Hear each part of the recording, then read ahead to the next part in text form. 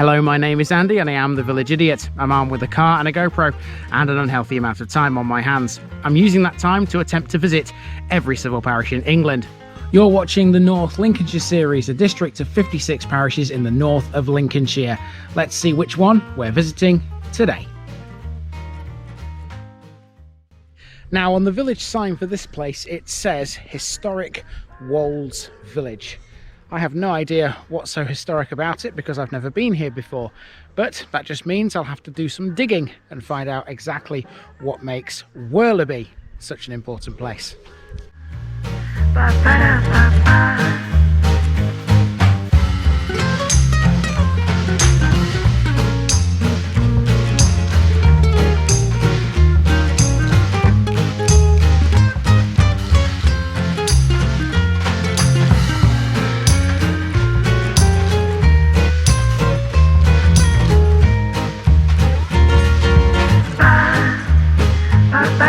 This North Lincolnshire episode is sponsored by Past Days, a family history blog by June Terrington. You'll find her link in the description. Here's my disclaimer for people who may be watching me for the first time. I say things as I would in my native accent and dialect. As a result, I may not pronounce things in the same way as the locals do. Remember, I'm a visitor. It's impossible to know everything. Leave me a comment, spin me a like and bash that subscribe button. Let's get to today's parish video. Worlaby lies 6 miles to the southwest of Barton-Upon-Humber and 5 miles northeast of Brigg in North Lincolnshire. For the third episode in a row, we're in the Low Villages. Again, it's one that lies on the B1204 to the east of the River Ancholme. It should not be confused with another Lincolnshire settlement of the same name in East Lindsey, which falls within Maidenwell's boundaries. Both places are likely connected through the derivation of the name. Worlaby means Wulfric's farmstead, Wulfric being an Old English name, whilst the Viking influence in the area adds the B suffix. Worlaby used to be part of the Elsham and Worlaby Estate, which was owned by King's College, Cambridge University. That's a key historical point relevant to most of this episode. Worlaby has a number of features which are listed buildings, and these include the Church of St Clement and Worlaby Hospital, founded by John Belasyse and built in 1663. The hospital is off limits for filming, but the most notable local landmark certainly isn't. That would be a stone fountain located at Fountain Corner to the northeast of the village. Between the village and the Ancholme is Worlaby Carrs, an area of wet grassland that acts as a sanctuary for wintering fowl. The proposal of a wind farm in 2011 on the Carrs was met with local opposition. There's more than meets the eye here. Let's see what else is on offer.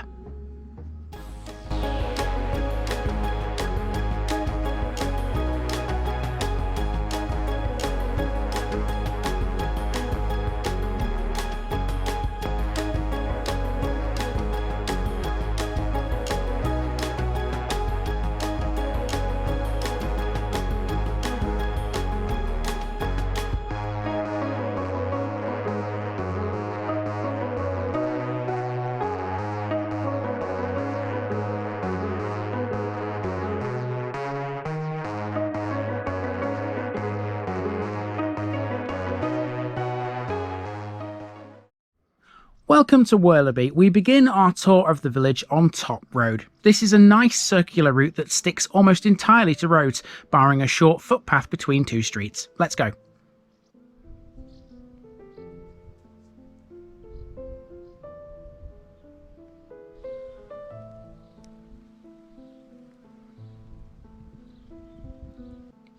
Worlaby is a well-kept and well-loved village. All around the place there are loads of planters with all kinds of colourful flowers.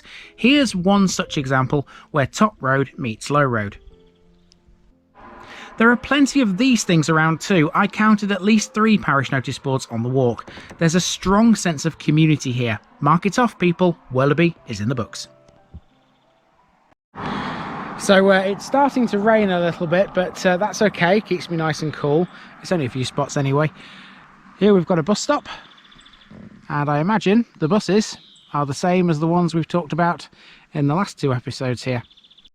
And by that I mean there's none at all. Let's talk employment. King's College were the main employers on the Elsham and Worlaby Estate at one time, with many tied farm workers' cottages here. The land was let to 22 tenant farmers.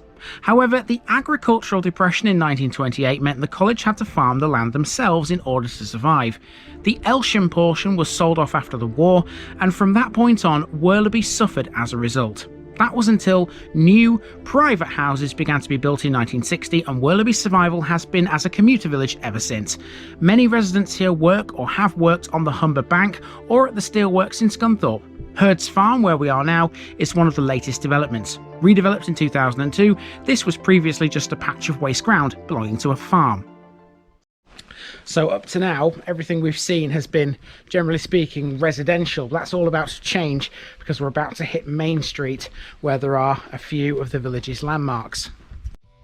Here we have the village's flagpole. According to the parish council's website, Worlaby's Green Team, a group of gardeners who look after all those beautiful flowers and shrubs, used this as a meeting place back in 2018.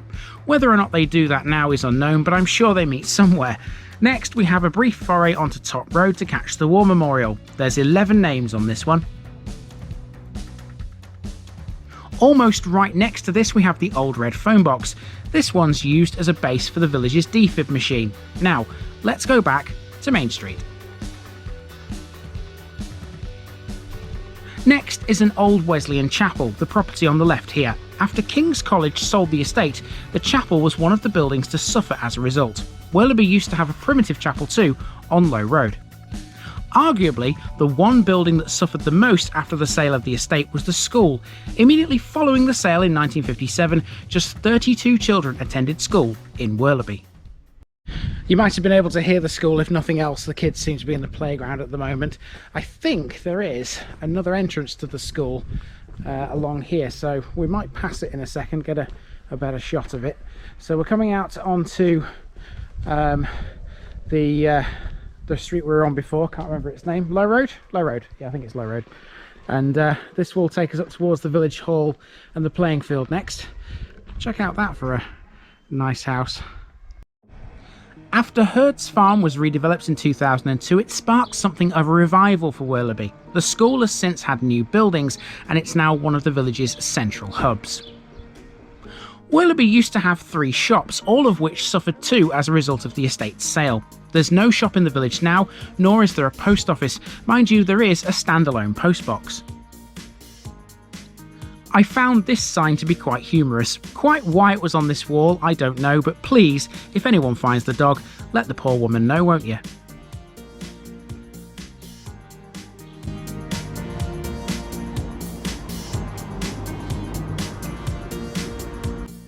Worlaby's floral displays have earned the village some recent awards. It was declared a best kept village in 2020 and in 2021, a fact it displays on its village signs. Definitely a well kept village this, certainly looks nice, and there's a certain community spirit as well. As I was recording those last few shots just there, a few people were coming out of the school. Some kind of event has been going on at the school today by the looks of it, and it's just nice to hear people chatting and laughing and joking with each other. It might only be a small thing, but that shows community spirit. People are in tune with each other, and that's kind of what village life is all about, isn't it? At least that's how it seems to me. I grew up in villages, so I should know. But yeah, Worlaby seems to have that community spirit. Okay, we are now at the playing field, so let's see what we can find here. So now we've hit the playing field at the end of Grangefield, and here there's a new village hall. This was built in very recent times, probably within the last 20 years, and was the gift of a man who lived in the village. He was known locally as Jimmy Wilson.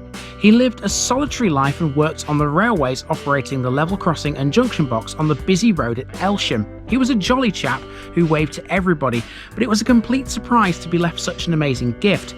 The village have a club known as the JW Club that enables members to join together for organised events in the hall.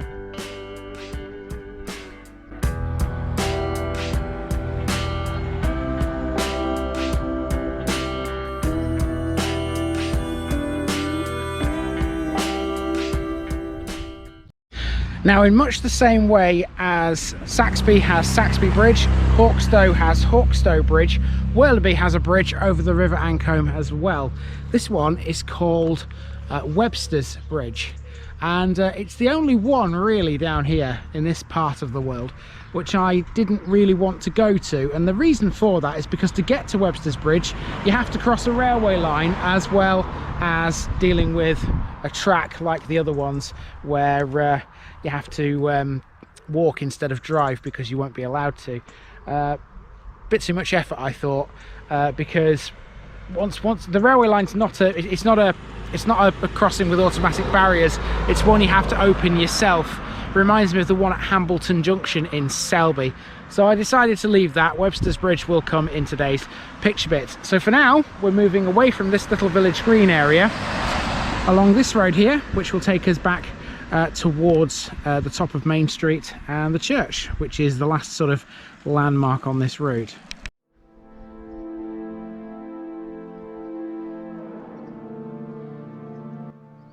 Up New Road we pass an area which appears to be known as the Grove, according to a stone on the wall behind this small green. That may have just been a house name though, it wasn't very clear. Here we are then at Fountain Corner. This is where you'll find a former drinking fountain at the junction of Top Road and New Road, erected in 1873 by Sir John Dugdale Astley at a cost of £100. It has a keystone dated 1874. A small sign inside the fountain now says, "This is not drinking water." This is by far and away Worlaby's best known landmark. It's a Grade 2 listed structure. Even though the water is no longer drinkable, the fountain is still a wonderful addition to the village as a tourist attraction. You remember from the introduction to this video and its thumbnail that the fountain is also depicted on the village sign as well. Okay, there's one major thing left, and that is the church, and after that it's the picture bit, and we'll then go up the hill. It's literally called The Hill, and we'll see what things look like from the top. So here we are at the Church of St Clement. Originally, this was a church built in the 13th and 14th centuries. It was rebuilt between 1873 and 1875, although some early Norman features remain. The late Saxon Tower arch was reused too in the rebuild. The churchyard has one grave of note, that being the war grave of a Second World War Home Guard volunteer. Within the church is a tablet dedicated to Captain A.F.C. Webb, who fell at the 1854 Battle of Inkerman, fought during the Crimean War, which led to the siege of Sevastopol. One of the most important artefacts at this church is the recently restored medieval incised slab of Flemish marble, showing a merchant and his wife with dogs at their feet. In front of the church there's a playground situated on a large glade which is known as the Pleasure Grounds, with some fantastic trees. This was a lovely place to end the main walk.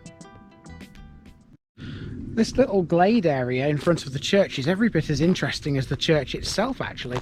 Apart from the playground there, you've got numerous benches which are all under these huge trees. I bet this is nice when the sun's out and it's really hot. You can just sit here for a while and chill out basically. It reminds me of being in Clumber Park for some reason, I'm not quite sure why. And there also appears to be a little Christmas tree here. Worlaby locals, let me know, is this where the Christmas tree is normally placed at Christmas time? I would imagine it would be an ideal spot, even if it isn't here. Whether or not you've got power hookups here to light the lights, I don't know, but yeah, if I had to choose a spot for a Christmas tree, I think this would be a nice place to put it. So let me know if this is where you normally have your tree at Christmas time. Okay, we are done with the main walk. The car is parked literally just a few paces that way, and then we'll go up the hill and finish this one off. But before that, you guys need today's picture bit.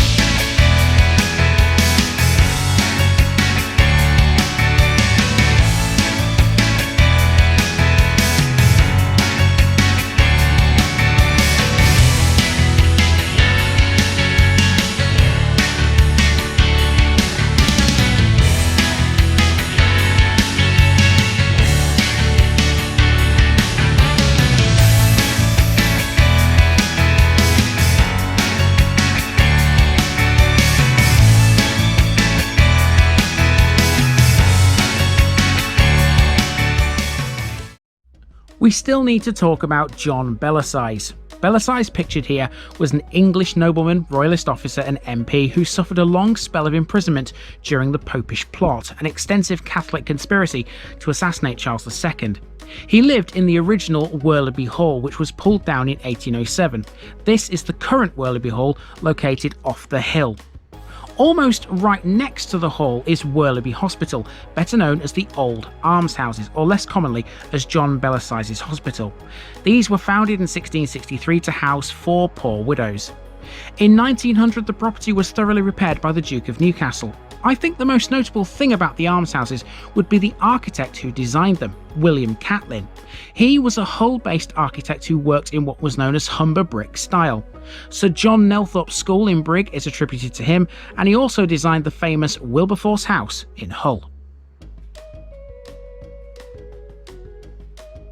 As you leave the village up the hill on the left-hand side, there's a small wooded area with paths that leads to a common area called the Hollows. This was possibly created by the Romans through quarrying chalk for road building. It's a lovely family picnic and play area with lots of wildlife. You will notice a very unusual statue in the woods. It's a gift from an artist who lived in Bonby. Apparently, he tried to gift it to Bonby residents, but they refused it. Worlaby accepted it, but hid it in the woods. So here we are at the top of the hill, and this is the view I have. And to be honest with you, it's not a great deal different, is it, to what I showed you in Saxby. It's the same road. Up there is Saxby Viewpoint, just a bit further to the north, with Bonby in between. I think, to be honest with you, the best views are the ones I got from Bonby, climbing the hill where I got lost.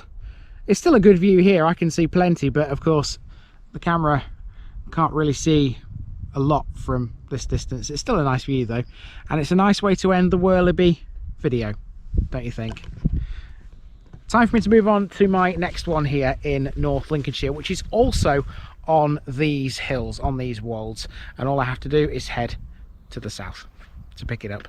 And I'm kind of hoping that I might get a few shots of a very nice property that's in that village. I will have to ask them to do so, because I haven't emailed them or anything to ask them before now. So I'll just walk in and see what they say. If they allow me to, great. If not, well, it doesn't matter. That's what picture bits are for, I suppose. This has been the parish of Worlaby, and I've been Andy, also known as the Village Idiot, and I'm out.